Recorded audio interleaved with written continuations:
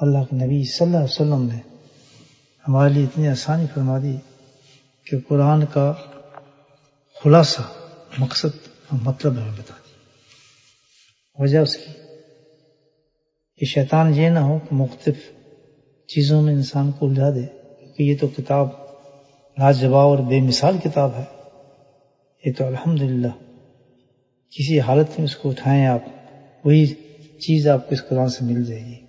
دنیا کی کون سی چیز ہے جس قرآن سے ہم حاصل نہیں کر سکتے؟ یہ تو خزانہ ہے، بڑا خزانہ، آسمانوں کا خزانہ، جنتوں کا خزانہ۔ سبحان اللہ، بھیجا رب کریم نے، لائے جبریل ہے، اور سبحان اللہ سینہ اطہر نبی کریم صلی اللہ علیہ وسلم پہ نازل ہوا ہے۔ کتنی خوش قسمت ہے امت بھائیو، غور کریں آپ، کتنی خوش قسمت ہے ہم لوگ، قابل رشک ہیں لوگ جن کے ہاتھوں میں یہ قرآن اس وقت موجود ہے۔ لیکن چیز جب اس کو صحیح استعمال کیا جائے تو اس کی قدر نکلتی ہے۔ اگر آپ قیمتی سے قیمتی ہیرا بھی کیچڑ میں پھینک دیں تو پڑا رہے گا، لیکن وہی کوئی سمجھدار اس کو اٹھائے گا، صاف کرے گا، اپنے تاج میں سجا لے گا تو اس کی قیمتوں میں اضافہ بڑھ جائے گا۔ دنیا اس ہیرے کو دیکھ کے رش کرے گی، جب تاج پہنے گا اس کے سر کے اوپر۔ یہ قرآن جو ہے صحیح ہے، اس کو ہم الحمدللہ سمجھ جائیں، اس پر عمل کر لیں تو یہ تو بڑی قیمتی چیز ہے۔ صحیح مفہوم قرآن کا کیا ہے بھائیو؟ باقی سب سیکنڈری چیزیں، میں نے کہا نا قرآن میں تو بے انتہا چیزیں ہیں۔ قرآن کا تو پڑھنا، دیکھنا، چومنا، رکھنا، عزت، احترام، کوئی پہلو بھی قرآن کا ایسا نہیں جو خالی ہو۔ اس میں بحث ہی کوئی نہیں، اس میں تو کوئی بحث نہیں ہے۔ قرآن کو تو ویسے چھولے آدمی تو بس کام بنتا ہے، دیکھ لے تو کام بن جاتا ہے، چوم لے تو کام بن جاتا ہے، اس کی زیارت روز کر لے تو کام بن جاتا ہے۔ یہ تو چیز ہی عجیب ہے، لیکن اصل چیز جو قرآن کی ہے اس پہ تب ہم پہنچ جاتے ہیں تو کام بنتا ہے۔ اصل یہ کیا چیز ہے، اس کا مفہوم کیا ہے؟ بہت بڑی نعمت ہے جن کے سینوں میں اللہ تعالیٰ نے، مرد یا عورتوں کے سینوں میں یہ قرآن اتارا ہے، ہم اس کو استعمال نہیں کرتے۔ اور ننزل قرآن ما هو شفاء ورحمۃ للمؤمنین، کتنی بڑی بات کی اللہ تعالیٰ نے اس قرآن میں۔ تو ہم رحمت، شفا سب کچھ ہے، لیکن للمؤمنین، ایمان ضرور ہونا چاہیے اس کے لیے۔ جتنے درجے کا ایمان ہوگا اتنے درجے کا آپ اس قرآن سے فائدہ اٹھائیں گے، جتنے درجے کا ایمان ہوگا اسی درجے سے اس قرآن سے بندہ فائدہ اٹھائے گا۔ اصل مفہوم اللہ کے نبی نے فرمایا، اور نزل القرآن علی سطح، اس میں خاص اصل چیز جو ہے اس قرآن میں 5 چیزیں ہیں سارے قرآن کے اندر، سبحان اللہ، تمہارے لیے بس تم اتنا ہی سمجھو اس کو، یہ تم نے سمجھ لیا تو سب کچھ سمجھ لیا۔ اس کے علاوہ جو ادھر کام کرو گے اس کا فائدہ نہیں ہوگا۔ میں نے عرض کیا نا، اس میں تو لامحدود انلمیٹڈ خزانہ، یہ تو کچھ بھی اس سے حاصل کر سکتے ہیں۔ لیکن جس نے یہ حاصل کر لیا جو اللہ کے نبی نے بتایا کہ جس مقصد کے لیے تمہیں قرآن دیا گیا، اس مقصد کو سمجھو۔ اللہ خمسۃ نوجہ اوجن، کیا چیزیں ہیں اس میں؟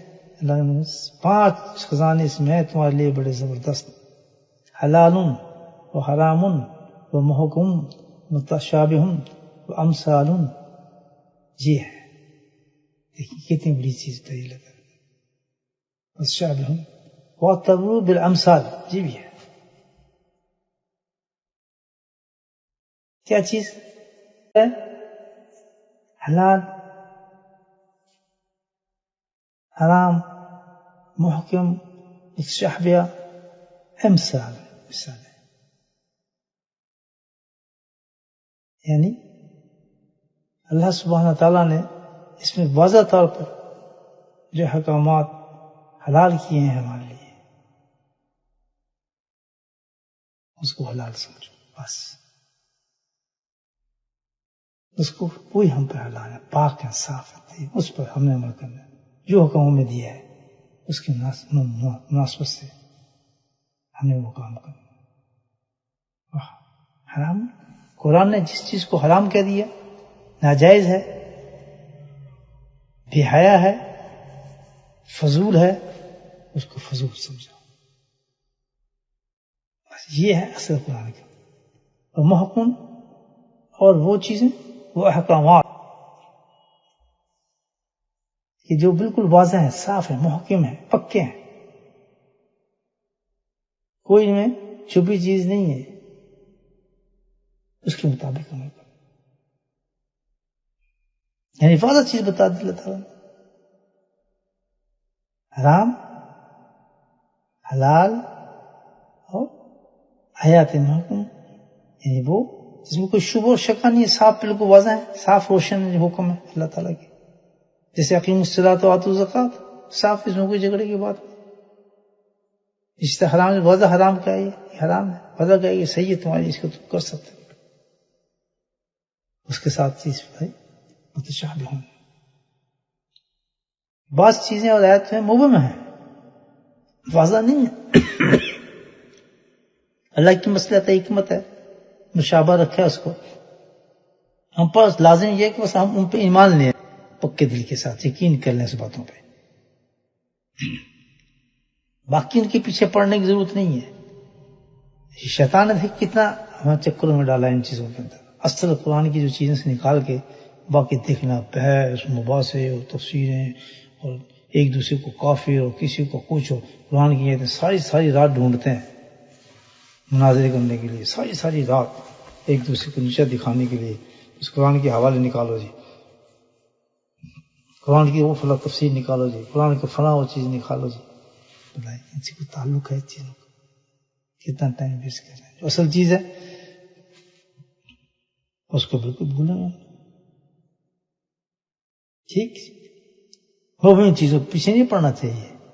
اس پہ دیکھنا یہ کیوں ہے، اس کی کیا وجہ ہے، متشابہات کہتے ہیں، چھوڑ دیں. یہ اللہ تعالیٰ نے نہیں اس کو ظاہر کیا، ختم کریں اس کو، بس ایمان لے آئے، بس ختم. اتنے اس کے لیے. اور اگلی چیز جو ہے اس کو جو فرمایا کہ امثال، مثال ہے، یہ ہے اصل بہت قیمتی چیز ہے جو قرآن کے اندر. اس کو ہم نے قصے کہانی بنا دیا، بڑے لہک لہک کے سنائیں گے قصے، ایک گھنٹے گاؤ کے لوگوں کو مست کریں گے. کوئی فلاں کا یہ ہوا، فلاں کا یہ ہوا، حضرت صلی اللہ علیہ وسلم کا قصہ. یعنی قصوں کو ہم نے قصہ خوانی بازار بنا دیا. بس اللہ قرآن بنا یہ اس لیے نہیں ہے بھائی، یہ تو بالامثال. کیوں؟ وَاعْتَبِرُوا، تاکہ یہ مثالیں میں نے آپ کو اس لیے دی ہیں کہ اس سے آپ عبرت اور نصیحت حاصل کریں. اور کیا مقصد تھا؟ لا الہ الا اللہ محمد رسول اللہ، جس کلمے کی برکت سے حوالہ دے کے، واسطہ دے کے حضرت آدم السلام نے اپنی توبہ قبول کرائی، اس دنیا میں آئے. لیکن توبہ اسی کلمے سے ہوئی. کہتے میں نے کلمہ دیکھا، اس کے ساتھ نام تھا، سمجھ گیا جس کا نام اللہ کے نام کے ساتھ ہے وہ چھوٹا نہیں ہوگی، چیز بہت بڑی ہوگی. میں نے اسی کا واسطہ دیا، راستہ کھل گیا کہ ہمارے پاس ایک ہی واسطہ ہے، اللہ کو راضی کرنے کا، اللہ کو منانے کا، اللہ تک پہنچنے کا، جہنم سے بچنے کا، دوزخ سے بچنے کا، تمام جو آنے والے مراحل سے ان سے بچ کے الحمدللہ پرسرات گزرتے ہوئے سیدھا جنت میں جانے کا ایک ہی راستہ ہے. وہ کیا ہے؟ جو قرآن نے بتایا، اطیعوا الرسول، اللہ کے نبی کو مضبوطی سے پکڑ لو،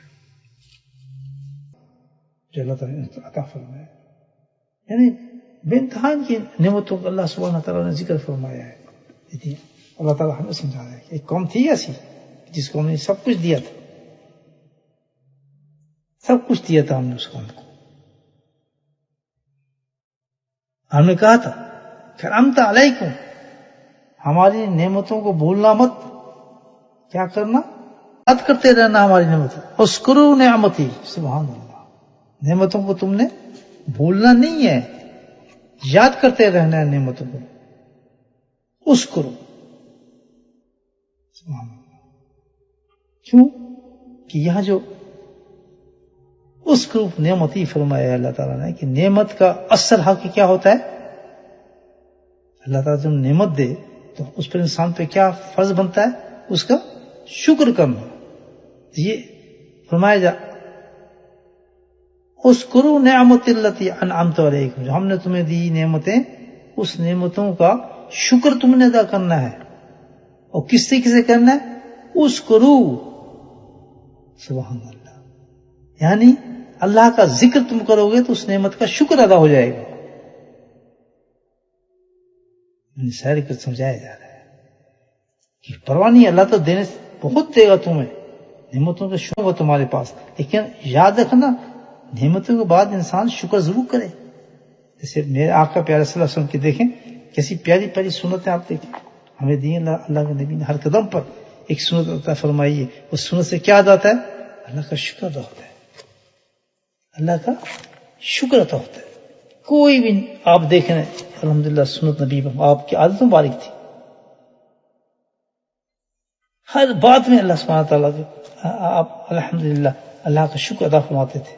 ہر حالت کے اندر کوئی ایسی چیز نہیں تھا کہ جس میں آپ نے شکر ادا نہ کیا اور ہمیں بتایا نہیں ہوگا شکر کرو اور اس طرح شکر ادا کرو.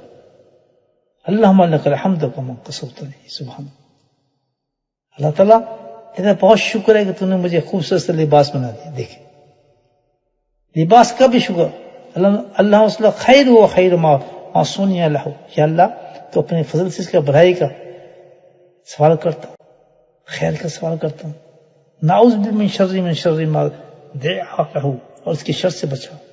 یہ نعمتیں دیکھیں اللہ تعالیٰ نے کس طرح تھیں. الحمدللہ قسان ما اواری بھی عورتی و تجلو بھی فی حیاتی. دیکھ لباس کسی ذہن بات آ گئی،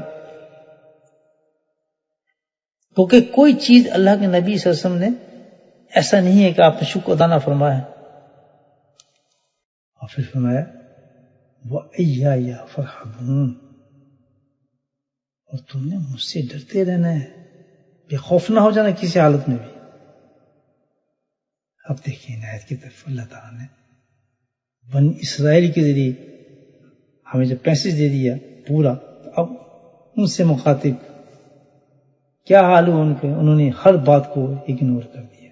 اتنی بڑی قوم، 4000 نبی آئے، اتنے احسانات دیے، سمجھے تعالیٰ کہتا ہے یہ ساری جو میں نے باتیں کی تھیں ساری باتوں کا اگنور کیا تو کیا ہوئے؟ اللہ غیر مغضوب والضالین، مغضوب اور ضالین بنا دیا اللہ پاک نے. ان کے عذاب دیکھیں جو قرآن کے اندر بتایا ہے، بندر سور خنزیر بنایا اللہ تعالیٰ نے، بڑے بڑے عذاب پھر ان پہ اتارے. اللہ نے مثال دی.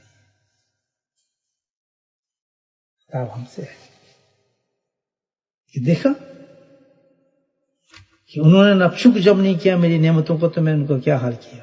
اللہ تعالیٰ فرما رہے اللہ کی نعمت کے شکر ادا کرو، اللہ کی نعمتوں کے شکر ادا کرو. کس طرح سے؟ جیسے میں نے آپ کو بتایا کہ شکر کیسے ادا ہوتا ہے؟ ذکر سے ادا ہوتا ہے. جب انسان ذکر کرتا ہے تو شکر ادا ہو جاتا ہے. اذکروا نعمت، ذکر کرنا خود شکر ہے، اور کوئی اور سے بہترین طریقہ نہیں ہے شکر ادا کرنے کا جتنا خوش اللہ تعالیٰ نے ذکر کر دیا. آپ ہزاروں کروڑوں جا کے آپ تفسیریں کر لیں، جو کچھ کر لیں، بہت زور لگا لیں، پورا شکر ادا نہیں ہوگا. شکر ادا جب ہوگا تمام چیزوں کہ صبح کو بیٹھ کے آپ اشراق تک اللہ کا ذکر کریں، دن میں ہر اپنے قلب کی طرف ذکر سے تعلق رکھیں، ذکر والے کے پاس جائیں.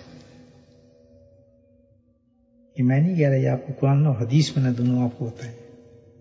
آپ بتائیں یہاں فرمایا کہ سب سے بڑی چیز جو ہے جو اس میں کمی تھی وہ یہ تھی وہ میری نعمتوں کا شکر نہیں کرتے تھے. دوسری چیز کیا تھی؟ فَأَوْفُوا بِعَهْدِي أَوْفِ بِعَهْدِكُمْ،